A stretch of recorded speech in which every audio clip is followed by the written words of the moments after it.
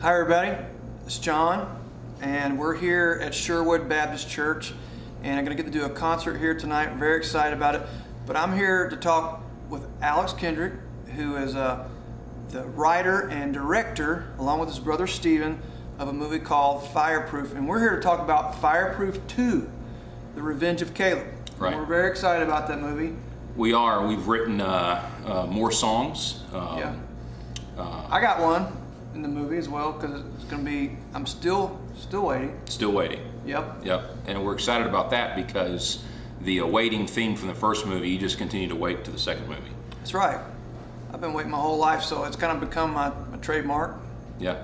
And but no, seriously, we're joking, but we're here to kind of talk about. A lot of people ask me, Alex, how did your song end up in the movie? And people are like, the song is just perfect in the movie. And in fact, those are the words you said when you called me and told me about.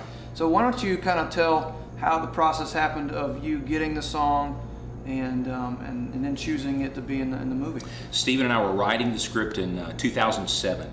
And as we wrote the script, we were asking God for His ideas and certainly His music. We knew we were going to put some music in it.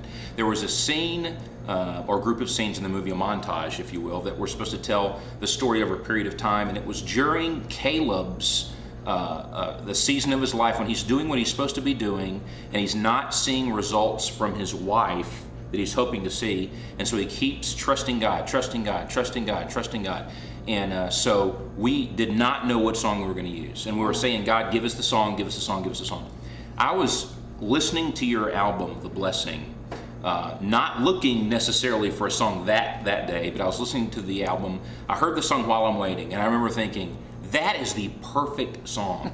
Called Steven, said, come. As a matter of fact, he came out to sit in my car at church and listen to the song in my car. And when he heard it, he said, that's it, man. That is the song. And that was it. It was that easy. Wow. And so I stuck it in the rough edit. It was perfect. It was as if the song were written for the movie.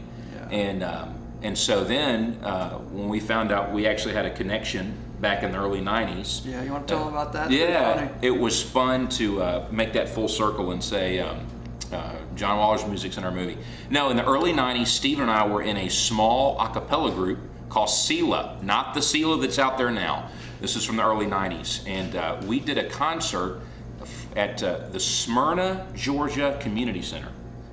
Yeah. And a young man named John Waller was a new artist, and he was there singing some of his songs. And so we met there, and we did our 3 or 4 songs, and he did his music. And the first time we crossed paths with John Waller, and then when we found While I'm Waiting, and I met you again on the boat in Nashville, Tennessee. Right. The steamboat. Yeah, it was a riverboat cruise for all the Provident folks. That's and right. A bunch of radio people.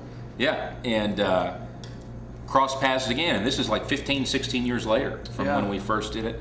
And reminisced a bit, and then the song ended up in the movie, and God has used that unbelievably. And so I'm so proud of you, proud of what God's doing with your music, and I say keep going. Well, I'm going to keep going. You know, you mentioned that we met in '92, you know, and I've been doing this.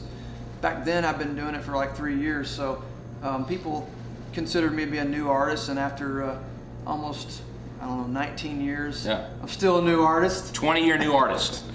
A lot of people ask me what inspired me to write the song, and I just wanted to kind of tell my viewers and anybody who's fans of the music what inspired the song was that I had been pursuing Christian music for 15 years, and it was always my dream to do that, as I'm sure making movies was your dream. Yes, absolutely.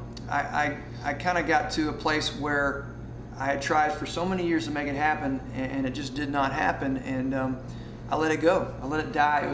It was a dream that had to die in order to live. And so I let it die, and God brought it back around. And when He did, He opened up all the doors. He hooked me up with Mark Hall. Mark Hall sang on an independent project that I did. And then we sent that to Mark Miller through Mark Hall. And we thought the ball was rolling to see this dream come true on God's terms. And then there was a 6-month period of just nothing and silence. And a friend of mine, during this discouraging time, a friend of mine called me and said, you know, what's going on? I'm discouraged. I'm a little frustrated with God. I've been waiting all this time, and if it's not of Him, I just want Him to surgically remove this desire. And so during that time, my friend just encouraged me to be faithful in that moment, and to he said, there's so many people who can relate to waiting, you know. And I'm like, well, yeah, and that's where I am. So I just, in 5 minutes, maybe 10 minutes, wrote this song, and never dreamed that what kind of impact this song would have through Fireproof. You know, what you're saying was true for us as well. For anybody watching, when we made Facing the Giants, our last theatrical movie, there was about a 6-month window where we thought this movie's not going anywhere. And so we had to wait on God. And so sometimes if God kills your dream for a time, it is not necessarily a bad thing. He is worth waiting on. He is. Thanks so much. God bless you.